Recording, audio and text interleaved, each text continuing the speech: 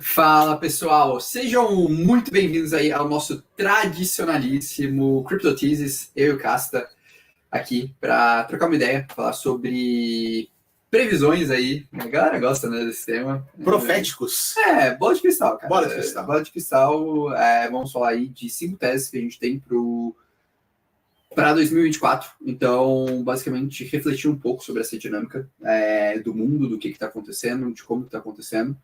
Provavelmente a gente vai fazer essa live um pouquinho mais curta, porque o Casta tem um voo para Curitiba. Então tem que pegar avião. A gente não quer que o Casta perca o voo. Não queremos. Não temos esse objetivo. Então, provavelmente vai ser um bate-bola aí de uns 45 minutos, mas fiquem à vontade para mandar dúvidas no chat, dependendo, a gente puxa alguma coisa legal para trocar ideia. E é isso. Bora começar então, cara? Bora começar, cara. Você quer puxar a primeira tese? Quer que eu puxe primeiro? Porque a gente não alinhou as teses, né? Não, a gente vai... mas essa é a graça, cara. A gente não ficar ensaiando. Eu percebi uma coisa, um detalhe importante. Conexão? As pessoas não estão escutando tão bem a gente quanto a gente gostaria.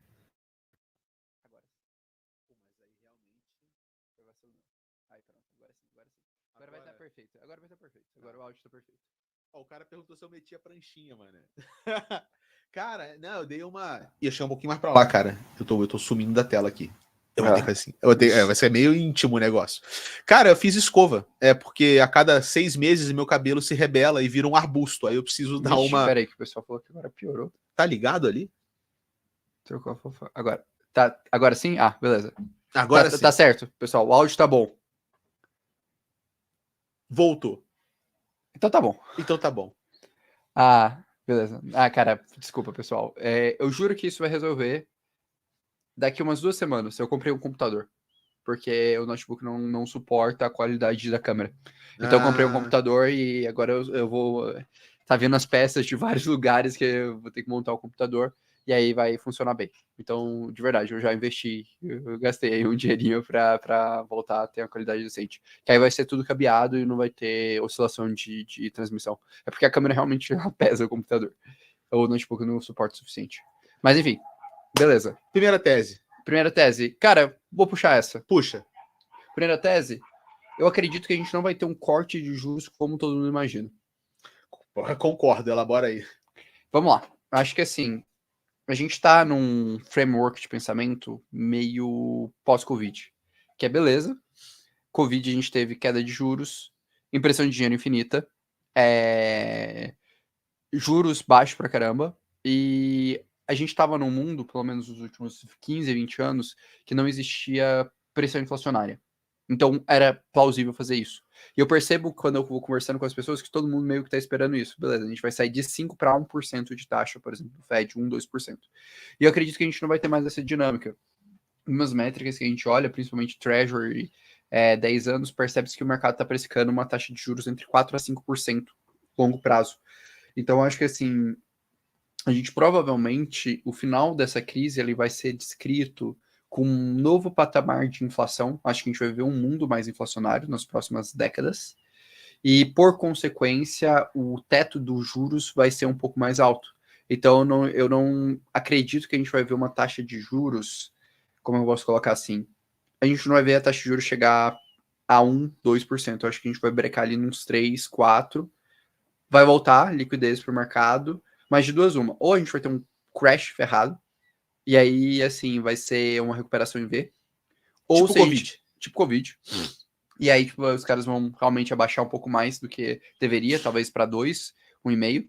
Ou então, se eles tentarem manter essa tese ali de estabilidade, a gente vai ter uma taxa, vai trabalhar ali com a taxa de juros estourando ali nos 3%. É um pouco o que eu imagino.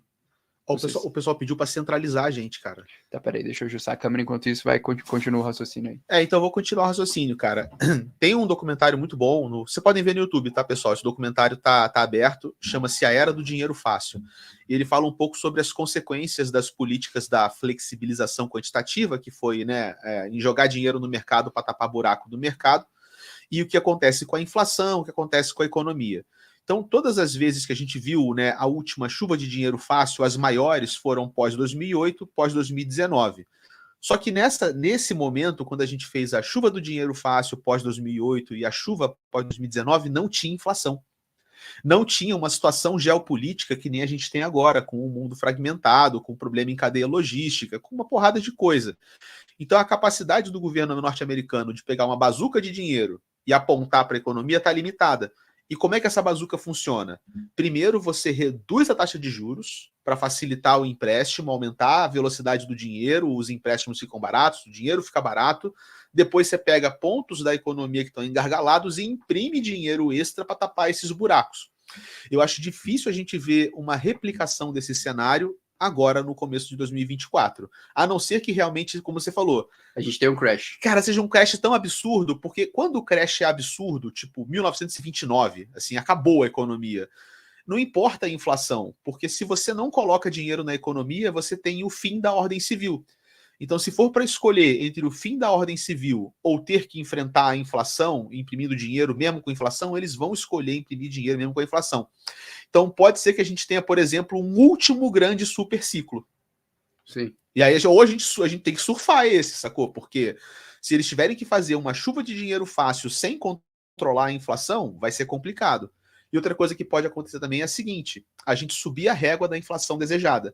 O consenso da teoria econômica moderna é que nações economicamente desenvolvidas e prósperas têm que ter uma inflação em torno de 2% ao ano.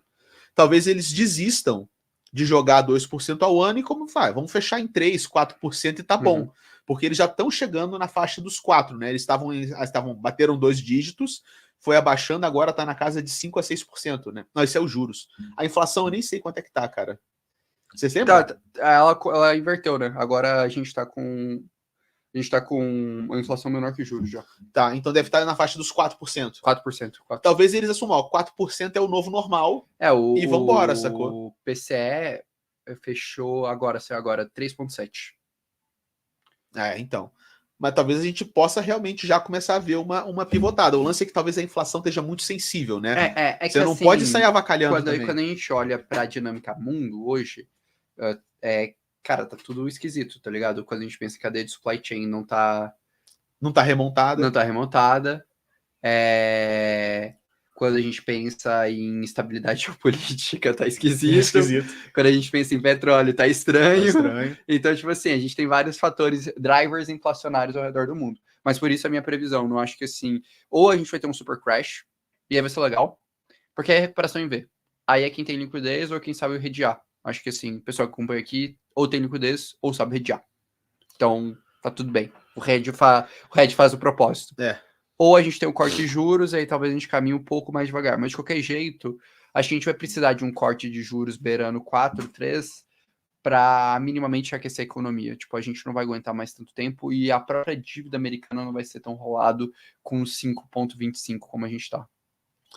Quer tentar reduzir a resolução da câmera para soltar um pouco o travamento da imagem? Cara, eu não sei fazer isso. Deixa eu ver se eu consigo fazer enquanto você puxa uma segunda tese, vai. Pô, segunda tese? Ou eu posso puxar a segunda e você elabora ela. Puxa aí a segunda tese, então. Cara, a segunda tese que eu vejo, essa é uma tese que pessoal, eu baixei de 1080 para 720. Vamos ver se solta um pouco a imagem, tá? A segunda tese é uma coisa que eu já tenho falado sobre ela desde o final do ano passado, mas ela começou a ganhar muita força. Deixa eu só explicar aqui. Perguntaram como seria o crash. Boa. Seria mais ou menos assim, pessoal. A gente teria... Caraca, agora tá bom, né? Que a caixa tá baixinha, eu tive que... Mas, como seria o crash? Basicamente, seria uma ideia assim. A gente teria algum colapso, especialmente em tech, que é o que está hoje mantendo essa estabilidade do mundo dessa forma. E aí, no momento que a gente teria esse crash, tudo cai, e aí eles precisam fazer um bailout. Muito parecido com foi o Covid. O Covid foi exatamente isso. Tipo, do nada fechou tudo, todo mundo entrou em pânico, tudo caiu muito rápido. E aí, qual foi a solução? Foi baixar a taxa de juros também, tudo muito, muito rápido. Que aí você dá uma respirada. Então, se eu fosse apostar, seria algo assim. Mas eu não acho que esse é o cenário mais plausível, tá? Isso é meio drástico, né? Tipo assim, cara, se tudo que tem para dar errado, der errado, digamos assim. Aqui o pessoal tá perguntando também, acho que é um outro ponto legal, né? Ah, mas é só o problema, só a taxa de juros dos Estados Unidos? Não, mas o resto do mundo tá com problema de juros. Então a Europa também não tá com um patamar de juros tão interessante. China já tá sentindo a pressão. A China começou a voltar a prover liquidez ao mercado por conta dessa dinâmica. E, enfim, vai se evoluindo. Caraca, você estabilizou mesmo o problema da live. Mas porra, eu fiz mestrado em computação, tem que servir pra alguma coisa, né, cara? Cara, Meu curso só se serve. eu não conseguir nem ajeitar a resolução da câmera, eu devolvo meu diploma. Eu não sei muito bem pra que serve meu curso, não, mas tudo bem. Tudo bem, né? Mas, Eu fiz um semestre na faculdade pra descobrir pra que serve meu curso. Ah, é? É sério, tem uma matéria chamada Introdução a Atuariais, que toda semana o professor convidado dava um atuário diferente, que atuava em uma área diferente, pra gente entender o que nosso curso era sobre. Cara, você podia ser pior, você podia ter feito egiptologia. Não, mas pelo menos você sabe que serve pra alguma coisa. Não, assim, eu vi o post do cara. O cara se formou em egiptologia e o único emprego que tinha era ser professor de egiptologia. Aí ele falou: nossa, esse é o maior esquema Ponzi que eu já vi na história. Quer dizer, não vale muito dinheiro, mas é um puta de um esquema, né? Você aprende um negócio para virar professor daquele negócio, para mais pessoas aprenderem aquele negócio, para todos virarem professores daquele negócio. É uma meta carreira. Tá, vamos voltar. Segunda. A tese. Que essa daí. Caralho, velho. Segunda tese. Como eu falei, eu tava puxando essa tese desde o final do ano passado e ela tá se fortalecendo agora e ela começou a se comprovar agora. E o pessoal me caiu em cima de mim, nossa, de uma maneira que no final do ano passado eu comecei a falar o seguinte, galera, nós vamos ver um racha no mundo DeFi. Mundo DeFi, parte dele vai proativamente, por livre e espontânea escolha, entrar no mundo regulado e parte do mundo DeFi vai dar um double down na mentalidade criptoanarquista e vai no modo full power anarco. E o pessoal, como assim, cara? Você tá maluco? DeFi é descentralizado, DeFi é para você fugir. Eu falei, galera, você tá entendendo? DeFi é software. Você pode pegar a regulação e programar a regulação no software. E eu creio que, principalmente no mundo das blue chips, elas vão proativamente adotar a regulação.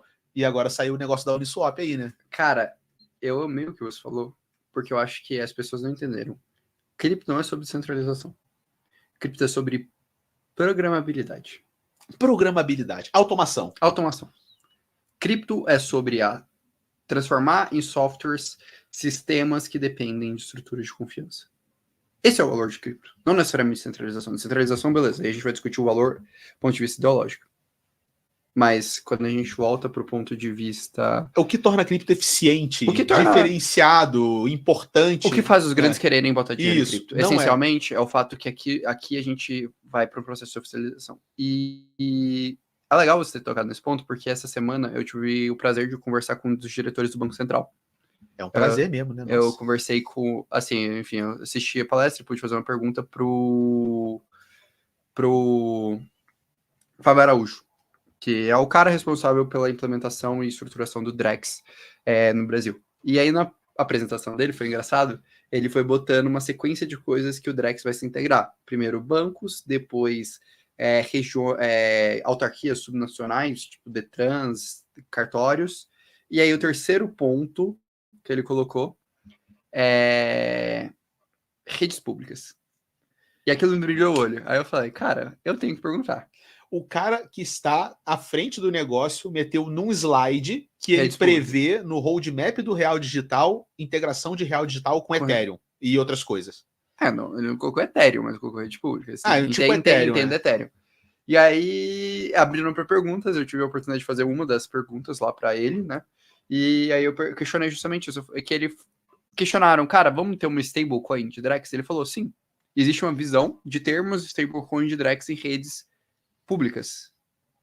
Entenda-se Ethereum e afins. Tipo, a gente envelopa o real na rede do Drex e minta ele numa Ethereum, exato, numa Avalanche. Aí ele falou, cara, a gente vai precisar de um custodiante, a gente vai precisar de alguém para deixar isso claro.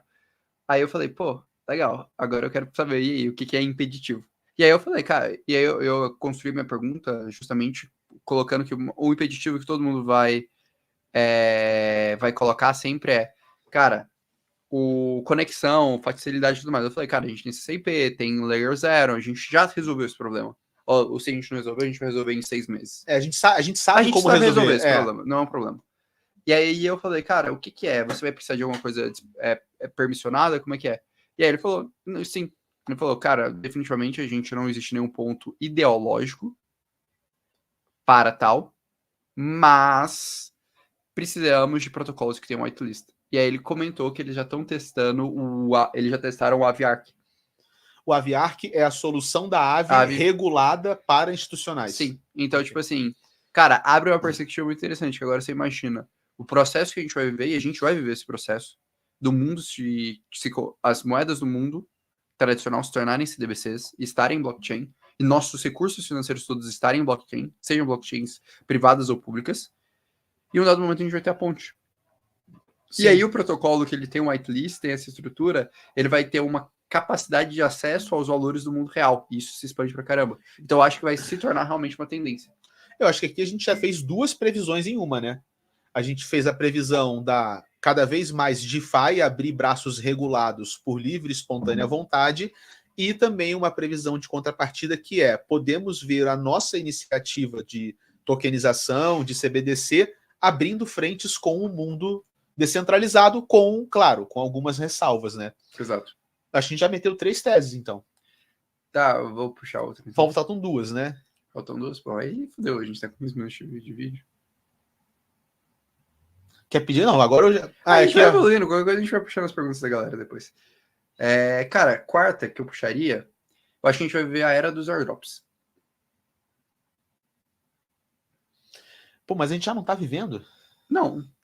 Como não? É airdrop o dia inteiro, é tudo que se fala no YouTube, mano. Não, airdrop. Tudo que se comunica dentro do mundo mais criptonativo. Mas eu tô falando de realmente a gente falar assim, a gente vai ver os maiores airdrops da história em 2024 e 2025. Farmados em 2023? Ou farmados em 2024? Quem tá interagindo agora. Quem 24. Tá farmando agora vai colher ano que vem. É uma boa tese, cara. Porque assim, vamos falar de alguns players que não vão fazer airdrop esse ano, que podem fazer airdrop ano que vem. ZK Sync. Boa, ZK Sync. Cara, precisa de token para funcionar. Ponto. Ok, fechado. Fato, beleza. Então tá bom, a gente tá falando de um airdrop talvez tão grande quanto da Arbitrum, quanto da Optimism. Starknet já tem token confirmado. Então vai ter airdrop também. E a gente tá falando um airdrop mesmo tamanho. Terceira coisa.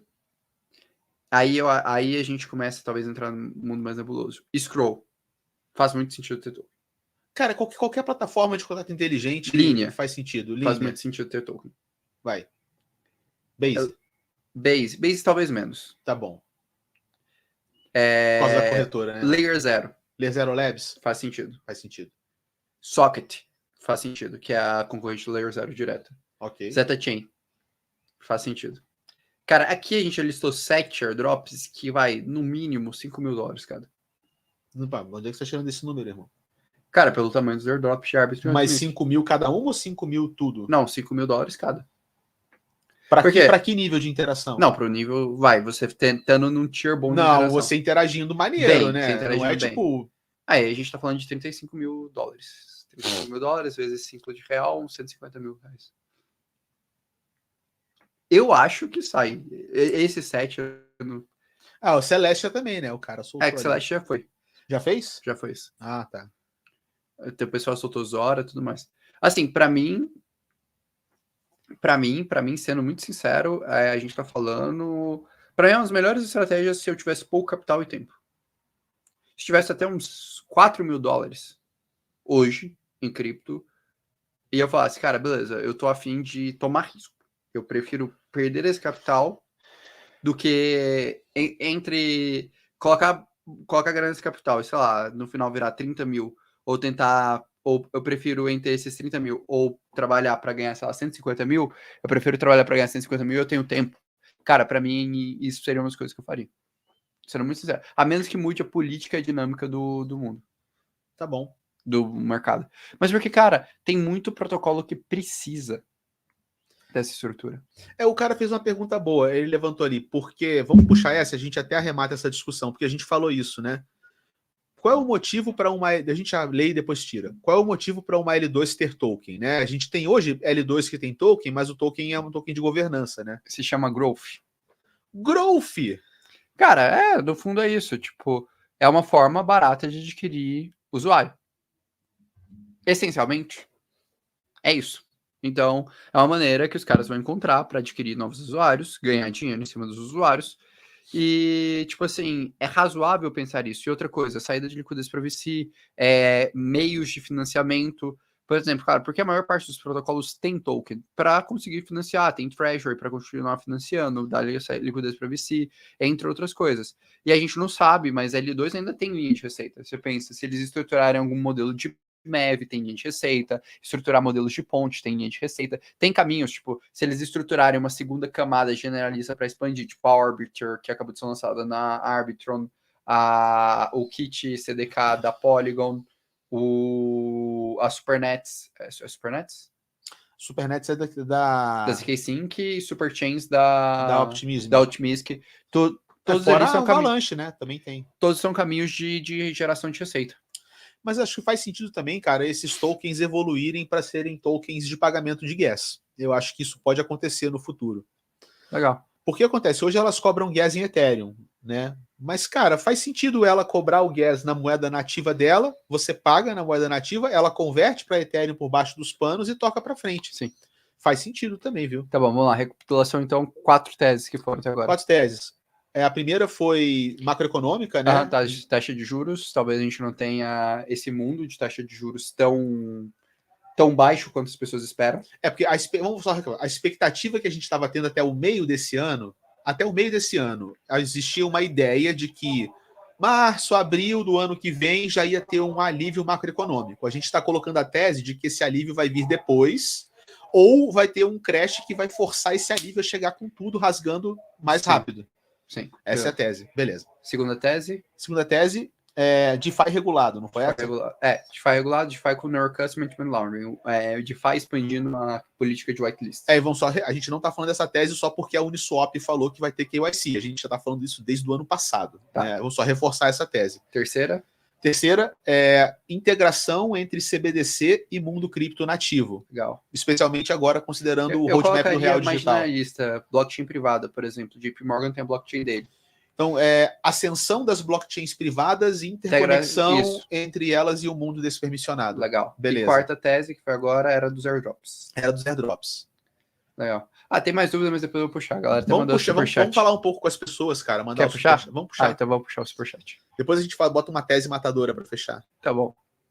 Vamos lá. Como vocês indicam realizar lucro no longo prazo? Fazendo o inverso do DCA? Tipo, em vez de ser um DCA de compra, um DCA de venda, né? E pool de liquidez de USDT com outra cripto é uma boa maneira de proteger patrimônio? São duas perguntas, né? Então, primeiro, dá para fazer DCA inverso para realizar lucro? Eu não iria para esse caminho. Eu teria alguns pontos, tipo assim, primeira coisa, vamos lá. Eu tô falando isso porque é exatamente isso que eu ensino na consultoria, né? Agora eu tô fechando mais 15 pessoas na consultoria, até já fechou mais da metade, assim, é que eu tô até devolvendo, ainda não chamei todo mundo no Instagram, mas enfim, eu comentei pro pessoal do Instagram que eu ia fazer uma consultoria breve, mas, e também, inclusive, é o que eu também ensino no CryptoPro, que vai abrir mês que vem, daqui 30 dias, dia 24 de novembro, abre. Vamos lá. Eu estabeleceria alguns pontos de realização, então, vamos supor, tem o objetivo de fazer X vezes. Fracionaria em 3, 4 pontos de realização, e setaria isso. Então, acho que primeiro você tem que ter um norte de quanto você quer fazer. Segundo, um norte se aqueles ativos de fato conseguem entregar aquele resultado. Então, você tem que ter uma noção, um mínimo de projeção para aquilo. E depois disso, estabelecer esses pontos. E aí, realizando de acordo com aqueles pontos. Okay. Seria o caminho que eu faria. Eu não acho que, assim, fazer o DCA inverso é a melhor jogada. Mas eu acho que você tem que ter pontos de realização. Quase como se fosse um save de um jogo. Entendeu? Então, vamos supor, Orlando, sei lá, quero fazer 20 vezes. Pô, tá bom, cara, às vezes você multiplicou já 5 vezes seu capital. Pô, por que não realizar 20% dessas 5 vezes e já tirar o risco do seu principal? Ok. É um exemplo. Beleza. Então, eu trabalharia mais nessa linha. E agora, pools para proteger capital, acho que não, cara. Eu acho que porque pool você assume o risco do pool, você tem risco de impairment loss, você tem alguns fatores. Eu iria muito mais para uma linha, cara, ou de uma estratégia de hedge via opções, ou de uma estratégia com caixa 80-20, ou ter um outro canal de liquidez. Tem gente que usa pool de liquidez para fazer vários malabarismos, né? Tipo, vai o cara em vez de comprar e fazer DCA, ele deixa o pool fazer a acumulação por ele. É um rolê, né? Nada contra, mas faça a conta e vê na ponta do lápis para ver se ela fecha, porque normalmente qual que é o único problema que eu tenho com o pool de liquidez? Normalmente as pessoas não fazem a conta e veem quanto fecham aí na ponta do lápis, exatamente na ponta do lápis. Só um parêntese, eu comentei da lista de espera do CryptoPro. Se alguém tiver interesse de fazer parte Só mandar aqui pra galera, pra o pessoal conseguir se inscrever. Tá aí, se alguém tiver interesse, tá aí. É só acessar aí, que eu vou dar até um descontinho pra galera que tá cadastrada na lista de espera. No mês que vem, então, a gente abre, vai ter desafio, vai ter todo aquele rolê que vocês já estão acostumados. Muito bem. Mais alguma pergunta? Quer puxar? Você selecionou um monte de perguntas aí, puxa mais umas duas. Tem várias perguntas aqui. Vamos ver aqui. Ó, isso aqui é uma discussão boa, a gente pode até, de repente, puxar uma tese em cima disso, né? A implementação do Ethereum Virtual Machine, da rede da Ethereum em escala, é o que o mercado está esperando para fazer o Ethereum disparar? Né? Vamos fechar só nessa pergunta e depois a gente pode falar sobre Aster em separado. Mas é a pergunta, cara, vem que uma visão de que o gargalo da Ethereum é a escalabilidade dela. E que se a gente, de repente, conseguisse fazer a Ethereum ficar super barata, isso seria uma destrava de valor e aí Ethereum iria para a lua. A gente pode talvez trabalhar uma tese extra em cima da ideia de escalabilidade, né? Será que a escalabilidade, o grande gargalo do mercado cripto, que está segurando o nosso mercado? Cara, eu acho que escalabilidade é uma coisa que a gente sempre vai querer mais. Vamos falar para a galera que não sabe o que é escalabilidade, tá, pessoal? Escalabilidade é um termo que vem da computação. Significa o seguinte: você conseguir trazer mais usuários sem prejudicar a experiência. Porque o que acontece hoje é que se muitas pessoas querem usar a Ethereum ao mesmo tempo, ela fica lenta e ela fica cara. Então ela não consegue trabalhar numa escala maior, uma escala de mais seres humanos. A ideia da escalabilidade é mais seres humanos entram e a rede se acomoda para que todos esses seres humanos novos tenham a mesma experiência que era antes com menos seres humanos. Essa é a noção de escalabilidade. Agora, vai. Legal. Como eu leio a questão de escalabilidade, historicamente, a gente sempre corre atrás de mais escalabilidade. E é um processo natural, porque cada vez mais a gente vai querer evoluir. Por exemplo, uma hora a gente vai conseguir, vou dar uma suposição, tá? Sei lá, pegar nosso computador, fazer uma live e ao invés de vocês estarem vendo só a nossa imagem em 2D, vocês vão ver a nossa imagem em 3D. A gente vai ter, sei lá, essa tecnologia, entendeu? A gente vai entrar numa realidade virtual. Não sei se é uma boa ideia, não, né? Mas você entendeu. Eu entendi. Você entendeu o ponto. Mas eu acredito que a gente vai chegar nesse ponto. Não, e aí, por exemplo, a quantidade de memória, a capacidade da internet, tudo que a gente vai precisar para tal, vai ser muito mais complexo. Certo. Tá ligado? Por exemplo, cara, imagina se a gente tivesse, sei lá, nos anos 2000 tentando transmitir essa live. A gente não tá conseguindo agora, porque a internet tá horrível. Imagina nos anos 2000. Nunca que a qualidade da imagem que vocês estão recebendo chegaria para vocês. Então, a gente sempre vai estar correndo atrás. O que eu acho? Eu acho que a gente vai ter um novo platô de escalabilidade. Acho que ao invés de, a gente pode aumentar aí umas 20 a 100 vezes a nossa capacidade de escala dentro de cripto, a gente vai fazer um onboarding grande de usuários e depois a gente vai bater esse platô. Eu não acharia estranho se no final de 2025 as L2 estiverem com taxas equivalentes ao que a Ethereum está hoje. Ao invés de a gente estar pagando 10 centavos de taxa, a gente começar a pagar 2, 3, 5 dólares em uma L2. Não acharia estranho. Porque no final, o que a gente está fazendo? A gente está comprimindo mais dado para ficar mais barato. Só que à medida que vem mais dado, a gente vai ter que pensar em outros caminhos de compressão de dados. Então, para mim, isso é um processo natural. A lógica hoje é que quando você coloca uma camada em cima de uma camada inferior, a camada de cima fica mais barata. Então, a gente poderia ter, por exemplo, terceiras camadas, quartas camadas. Isso já vem desde a tese do Vitalik, de 2016, quando ele desenhou as plasma chains, que é o que evoluiu para serem as segundas camadas de hoje. E ainda assim, eu acho que essa tese ela não é na questão da Ethereum ficar barata. A Ethereum barata é menos atrativa do que a Ethereum hoje cara. Porque é o fato da Ethereum estar lenta, cara e cheia de capital travado que torna ela um arcabouço de boa segurança econômica. A própria tese da Ethereum, a Ethereum não quer mais ser uma rede barata. A Ethereum quer que as segundas camadas sejam baratas. Ela quer ser uma rede segura, ela quer ser ela quer ser um clear do mundo. Ela quer ser a camada de liquidação final do mundo financeiro, né? É isso que ela quer ser. E, cara, isso é um bagulho que me faz ter paz do ponto de vista que blockchains privadas não substituirão blockchains públicas. Essa é uma boa. Vamos trabalhar a quinta tese nisso, então, pra gente encerrar? Cara, sim, porque, tipo assim, vai. Agora eu vou construir um incômodo, depois eu resolvo o incômodo. O incômodo é o seguinte. Supondo que o mundo inteiro consiga criar sua blockchain. Cada governo do mundo consiga criar sua própria blockchain. E em cima disso, eles vão lá e copiam e colam a Aave, a Uniswap, toda a infraestrutura, dado que grande parte do que a gente tem no mercado cripto hoje é despermissionado, é código aberto. Posto isso, por que, e dado que o Estado tem um poder coercitivo, por que nós utilizaríamos blockchains públicas? Por causa da neutralidade? Exatamente. Olha, que você puxou aqui, né? Por causa da neutralidade. Mas sim, mas por que isso? Porque, tipo assim, esse talvez é um dos pontos mais legais. Imagina que a gente tenha a internet. A gente voltasse no tempo e a gente voltasse para o período da internet. Por que as empresas adotaram a internet se a gente tivesse uma grande empresa por trás da internet? Por um motivo muito simples. O fato de a gente não ter uma grande empresa dava segurança o suficiente para os agentes econômicos continuarem dentro daquele ecossistema. Agora, se você tem um ente central que tem o poder de mutabilidade daquele sistema, aquele sistema não passa confiança o suficiente para a iniciativa privada expandir a sua usabilidade. Então existe um bom incentivo econômico para que você possa atuar num meio que não é controlado por um oligopólio ou por uma entidade central. Oligopólio não, mas uma entidade central sim. E isso seria a tese que justificaria porque a gente vai expandir o uso de blockchains públicas mesmo com blockchains privadas eficientes. O lance é que para isso teria que ter um mínimo de amparo legal para que a atividade econômica nesse mundo despermissionado fosse validada pela força da lei. Mas aí você vai ter a estrutura de whitelist, a comunicação... O próprio cara já botou no slide, né? Redes públicas, então... Sim, tem uma visualização para tal. Porque não faz sentido você tentar restringir todo o sistema dentro de uma rede privada. Ninguém vai se sentir confortável o suficiente para tal. E talvez nem aguenta também, né, cara?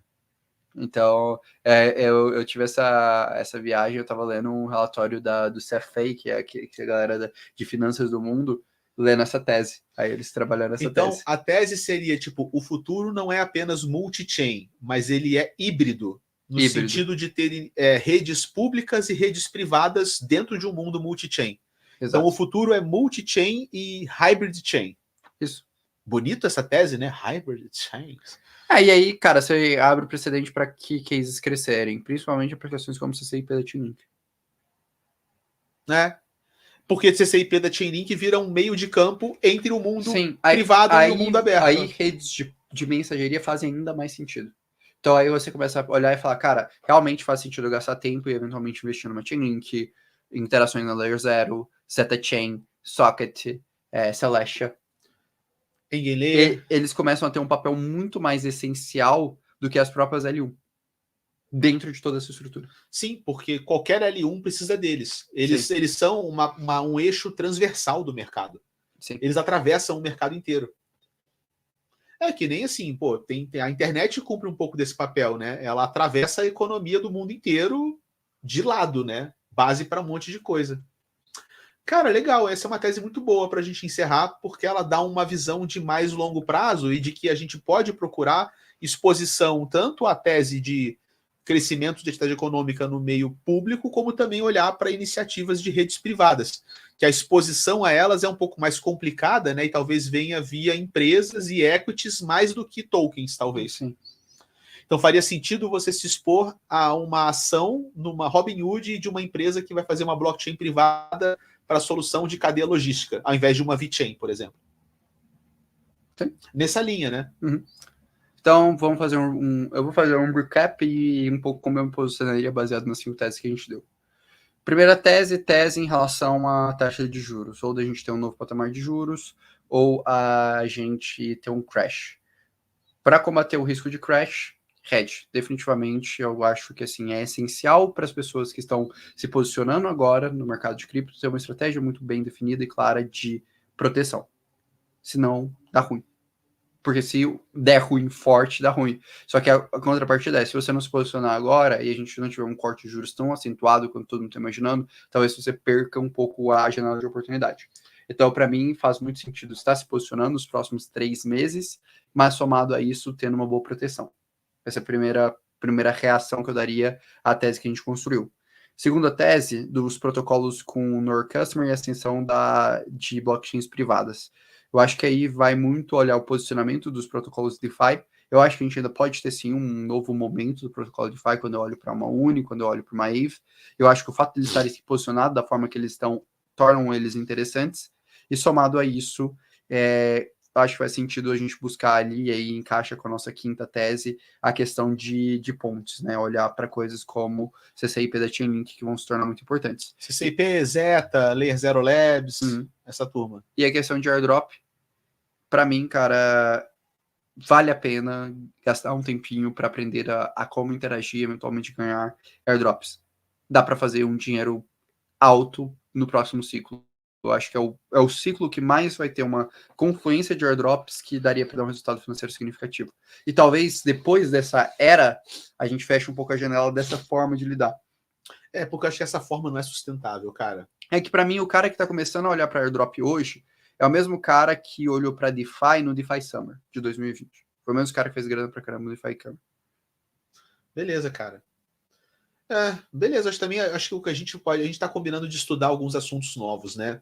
Eu acho que vale a pena a gente começar a dar uma olhada na geração do DeFi 3.0, cara.